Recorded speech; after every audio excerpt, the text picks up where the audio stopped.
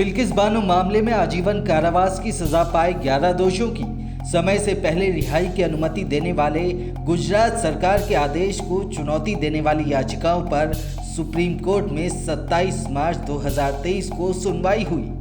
Justice KM. Joseph और justice BV. Nagarathna की division bench ने मामले में बड़ा दखल दिया है। सुप्रीम कोर्ट ने इस अपराध को भयावह बताया है। इसके साथ ही कोर्ट ने बिल्किस बानो की याचिका पर केंद्र, गुजरात सरकार और दोषियों को नोटिस जारी किया है। सुप्रीम कोर्ट ने केंद्रीय गृह मंत्रालय को दोषियों की रिहाई की अनुमति से जुड़ी फाइल तैयार रखने को कहा है। सुप्रीम कोर्ट ने कहा, ये तय करेगा कि सजा में छूट पर फैसला लेने के लिए उपयुक्त प्राधिकारी कौन है। सुप्रीम कोर्ट 18 अप्रैल को इस मामले की विस्तृत सुनवाई करेगा।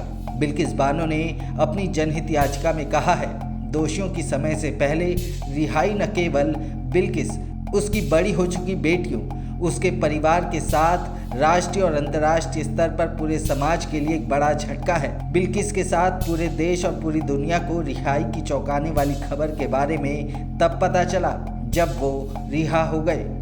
उन्हें पूरे सार्वजनिक चकाचौंध में माला पहनाई गई और सम्मानित किया गया, मिठाइयाँ बांटी गई। ये घटना इंसानों के एक समूह द्वारा इंसानों के एक अन्य समूह पर की गई है, जिसमें असहाय और निर्दोष लोगों पर अत्यधिक अमानवीय हिंसा और क्रूरता दिखाई गई, जो सबसे भीषण अपराधों में से एक है। जिन पर जुल्म हुआ उनमें अधिकांश महिलाएं थीं या नाबालिग थे। एक विशेष समुदाय के प्रति नफरत से प्रेरित होकर उनका कई दिनों तक पीछा किया गया। गुजरात सरकार का समय से पहले रिहाई का आदेश एक यांत्रिक आदेश है। याचिका में आगे कहा गया, अपराध का शिकार होने के बावजूद रिहाई की ऐसी किसी प्रक्रिया के बारे में कोई खबर नहीं दी गई। इस रिहाई से वो बेहद आहत, परेशान और निराश है। उन्होंने सभी दोषियों की समय से पहले रिहाई से संबंधित कागजात यानी पूरी फाइल का अनुरोध करने के लिए राज्य सरकार से संपर्क किया था, लेकिन रिमाइंडर के बावजूद राज्य सरकार की ओर से कोई जवाब या कागजात नहीं आया। सुप्रीम कोर्ट ने पहले ही घोषित किया है कि सामूहिक छूट स्वीकार्य नहीं है। प्रत्येक दोषी के मामले की उनके विशिष्ट तथ्यों और अपराध में उनके द्वारा निभाई गई भूमिका के आधार पर व्यक्तिगत रूप से जांच जरूरी है। इससे पहले 4 जनवरी 2023 को बिल्किस के दोषियों की जनहित याचिकाओं पर सुनवाई न करने की दोषियों की मांग सुप्रीम कोर्ट ने ठुकरा दी थी। सुप्रीम कोर्ट ने कहा था कि वो बिल्किस की याचिका को मुख्य याचिका मानकर सभी 5 याचिकाओं पर सुनवाई करेगा।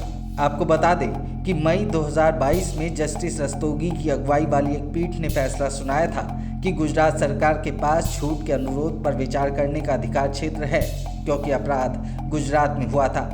इस फैसले की समीक्षा के लिए बिल्किस बानो द्वारा दायर पुनर्विचार याचिका को सुप्रीम कोर्ट ने दिसंबर 2022 में खारिज कर दिया था। इस बीच सभी 11 दोषियों को 15 अगस्त 2022 को रिहा कर दिया गया, जब राज्य सरकार ने उनके क्षमा आवेदनों को अनुमति दी।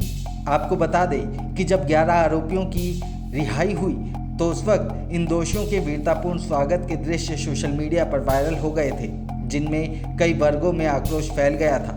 इसके बाद दोषियों को दी गई राहत पर सवाल उठाते हुए सुप्रीम कोर्ट में जनहित याचिकाएं दायर की गई।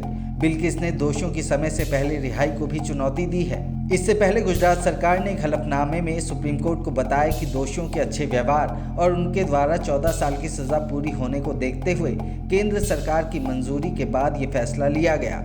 राज्य के हलफनामे से पता चला कि सीबीआई और ट्रायल कोर्ट के पीठासीन न्यायाधीश ने इस आधार पर दोषियों की रिहाई पर आपत्ति जताई कि अपराध बेहद गंभीर और जघन्य था। तो फिलहाल के लिए इतना ही। ऐसी ही और अपडेट्स के लिए सब्सक्राइब करें इंडिया लाइव को।